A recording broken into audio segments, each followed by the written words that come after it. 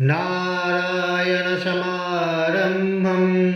शङ्कराचार्यमध्यमाम् अस्मदाचार्यपर्यन्तां वन्दे गुरुपरम्पराम्।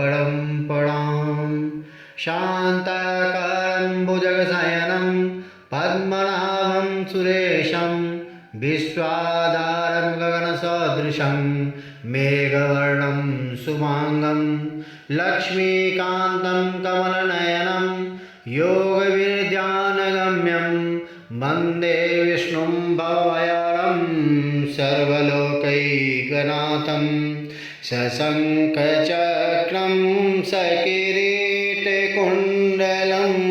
सपीतवस्त्रं सरसीरुहेक्षणं सारवक्षस्थलकौस्तुभश्रियं नमामि विष्णुं शिरसा चतुर्भुजम्। अकामः सर्वकामो वा मोक्षकाम उदारधे तीव्रेण भक्तियोगेन यज्ञेत पुरुषं परम। सकाम हो या निष्काम, यह मानव शरीर प्रभु उपासना के लिए ही प्राप्त हुआ है। इसे व्यर्थ नहीं जाने देना चाहिए। जो उपासनाहीन मनुष्य हैं वह पशु के समान ही है।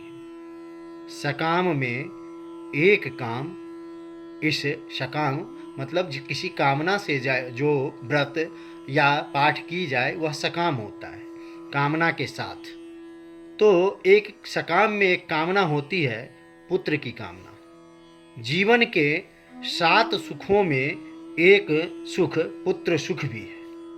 यह एक अपना विशेष स्थान रखता है। पितृऋण से मुक्त होने के लिए पुत्र का होना धर्मशास्त्रों में विशेषकर कहा गया है।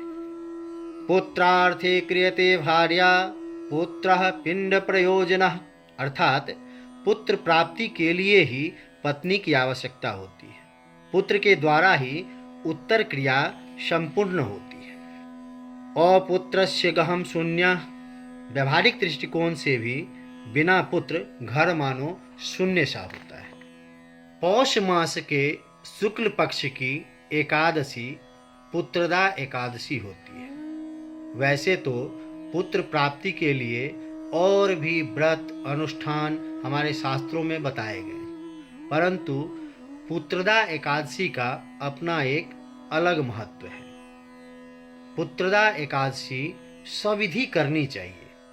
जिस दंपत्ति को पुत्र की प्राप्ति नहीं हो रही है, उन्हें पुत्र प्राप्त करने के लिए इस भगवान की शरण में जाके इस एकादशी का व्रत अवश्य करना चाहिए। दिन भर व्रत होता है।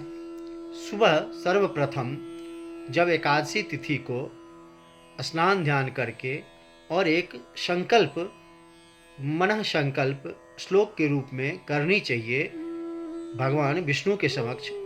एकादश्यां निराहारः स्थित्वाहं परेहने भोक्ष्यामि पुंडरीकाक्षं शरणं मे भवाच्युत। कि हे पुंडरीकाक्ष, भगवान अच्युत, मैं एकादशी को निराहार रहकर दूसरे दिन भोजन करूंगा, आप मुझे शरण दें। ऐसा कहकर यह संकल्प हुआ कि हमने भगवान को कह दिया कि अब मैं भगवान के समक्ष संकल्प किया कि अब मैं पूरे दिन निराहार रहूंगा और कल मैं भोजन करूंगा, आप मुझे शरण दें, मैं आपके शरण में हूँ। दिन भर व्रत करके रात्रि प्रहर भगवान विष्णु का ध्यान, अर्घ्य, आचमन, स्नान, वस्त्र, चंदन, फूल, माला, तुलसी दल, धूप, दीप, नैवेद्य से पूजन करें और फिर कथा श्रवण करें। कथा श्रवण उपरांत रात्रि में जागरण करें। मैं इस विधि के अनुसार ही पूजन की बात आपको कह के फिर मैं कथा पे ही जाता हूँ कि यह कथा पद्म पुराण से उत्तरखंड से ली हुई है, जिसमें युधिष्ठिर और श्री कृष्ण के संवाद हैं। और यह कथा पुत्रदा एकादशी की कथा इस प्रकार है।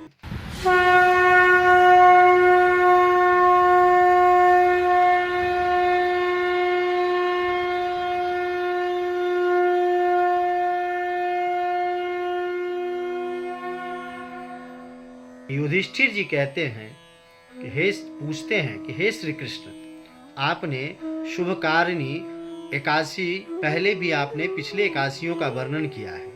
अब कृपा करके शुक्ल पक्ष की पौष शुक्ल पक्ष की एकादशी का महत्व बताइए। उसका क्या नाम है, कौन सी विधि है तथा उसमें किस देवता का पूजन किया जाता है। भगवान श्री कृष्ण कहते हैं कि राजन, पौष शुक्ल पक्ष की जो एकादशी है उसे बताता हूँ, सुनो।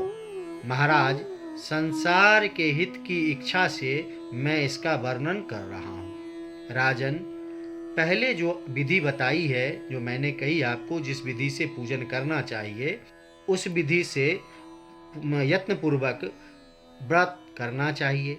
इसका नाम पुत्रदा है। यह सब पापों को हरने वाली उत्तम तिथि है। समस्त कामनाओं तथा सिद्धियों के दाता भगवान नारायण इस तिथि के अधिदेवता हैं। चराचर प्राणियों सहित समस्त त्रिलोक में इससे बढ़कर दूसरी कोई तिथि नहीं है। पूर्व काल की बात है, भद्रावतीपुरी में राजा सुकेतुमान राज्य करते थे।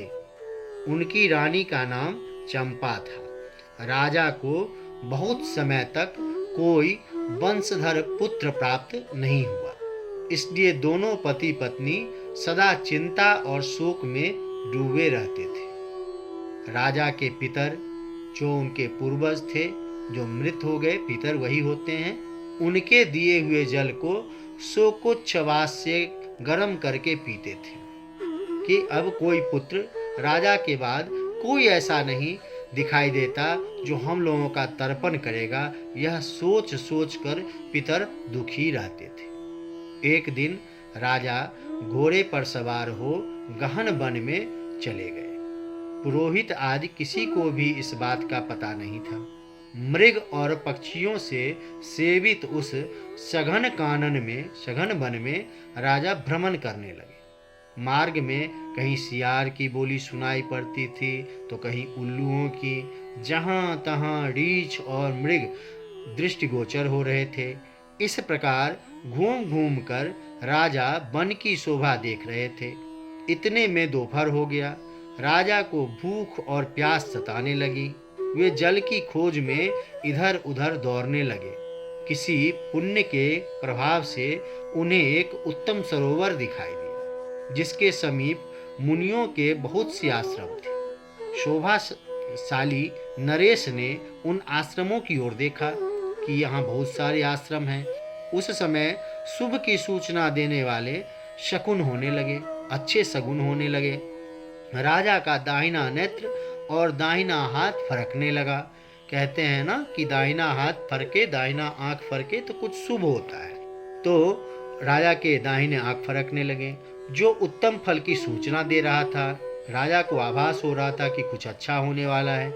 सरोवर के तट पे बहुत से मुनि वेद पाठ कर रहे थे। उन्हें देखकर राजा को बड़ा हर्ष हुआ। वे घोड़े से उतरकर मुनियों के सामने खड़े हो गए और पृथक पृथक उन सब की वंदना करने लगे। अलग अलग मुनियों की जाके सबकी वंदना करने लगे, सबके पैर छुए। वे मुनि उत्तम व्रत का पालन करने वाले थे। जब राजा ने हाथ जोड़कर बारंबार दंडवत किया, तब मुनि बोले, राजन, हम लोग तुम पे प्रसन्न हैं। राजा बोले, आप लोग कौन हैं, आपके नाम क्या है तथा आप लोग किस लिए यहाँ एकत्रित हुए हैं, यह सब सच सच बताइए। तब मुनि बोले, राजन, हम लोग विश्वे देव हैं, यहाँ स्नान के लिए आए हैं। माघ निकट आया है। आज से 5वें दिन माघ स्नान आरंभ हो जाएगा। आज ही पुत्रदा नाम की एकादशी है, जो व्रत करने वाले मनुष्यों को पुत्र देती है। राजा ने कहा कि हे विश्वे देवगण, यदि आप लोग प्रसन्न हैं तो मुझे भी पुत्र चाहिए, मुझे भी पुत्र दीजिए। मुनि बोले, राजन, आज के ही दिन पुत्रदा नाम की एकादशी है। इसका व्रत बहुत विख्यात है। तुम आज इस उत्तम व्रत का पालन करो। महाराज, भगवान केशव के प्रसाद से तुम्हें अवश्य पुत्र प्राप्त होगा। भगवान श्री कृष्ण कहते हैं, युधिष्ठिर, इस प्रकार उन मुनियों के कहने से राजा ने उत्तम व्रत का पालन किया। महर्षियों के उपदेश के अनुसार विधि पूर्वक पुत्रदा एकादशी का अनुष्ठान किया। फिर द्वादशी को पारण करके मुनियों के चरणों में बारंबार मस्तक झुकाकर राजा अपने घर चले आए। तदंतर कुछ दिन बाद रानी ने गर्भ धारण किया। प्रसव काल आने पर पुण्यकर्मा राजा को तेजस्वी पुत्र प्राप्त हुआ, जिसने अपने गुणों से पिता को संतुष्ट कर दिया।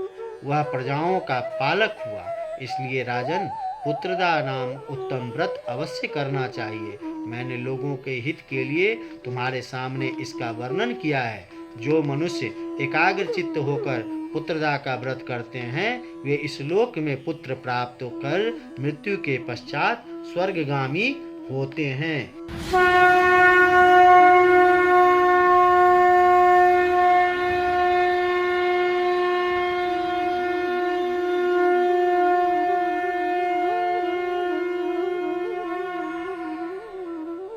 फिर यह व्रत कथा का अंत हुआ। इसके बाद व्रत कथा श्रवण करके उस कथा श्रवण उपरांत रात्रि को जागरण करना चाहिए। और क्योंकि शास्त्रों में कहा गया है, गुणैर्द्वादश विर्युक्तम जागरणं माधव प्रियं कर्तव्यं तत्प्रयत्नेन पक्षयो शुक्ल कृष्णयो। तो जहाँ भगवान का जागरण किया जाता है, काशी, पुष्कर, प्रयाग, नैमिषारण्य नामक महाक्षेत्र तथा संपूर्ण तीर्थ वहाँ निवास करते हैं। और भगवान केशव की आराधना करनी चाहिए। देवकी नंदन सुत गोविंद, इनको कृष्ण को, इस पुंडरीकाक्ष भगवान सब एक हैं। पुत्र प्राप्ति के लिए उनकी आराधना करो। इस तरह कहना चाहिए, अस्माकं पुत्र लाभाय गोविंदम मुनिवांछितम नमाम्यहं वासुदेवं देवकी नंदनम सदा।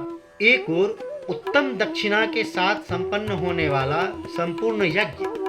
बात को समझने की जरूरत है कि एक और उत्तम दक्षिणा के साथ संपन्न होने वाला संपूर्ण यज्ञ और दूसरी ओर देवादिदेव को प्रिय लगने वाला एकादशी का जागरण, दोनों एक समान है। इस प्रकार जागरण करके श्री महाविष्णु की पूजा करें और द्वादशी को यथाशक्ति वैष्णव पुरुषों को निमंत्रित कर उनके साथ बैठकर पारण करें। द्वादशी तिथि को सदा पवित्र और मोक्षदायिनी समझना चाहिए। द्वादशी को प्रातः काल स्नान कर श्री विष्णु की पूजा करें और इस मंत्र से अपना व्रत उन्हें समर्पित करें।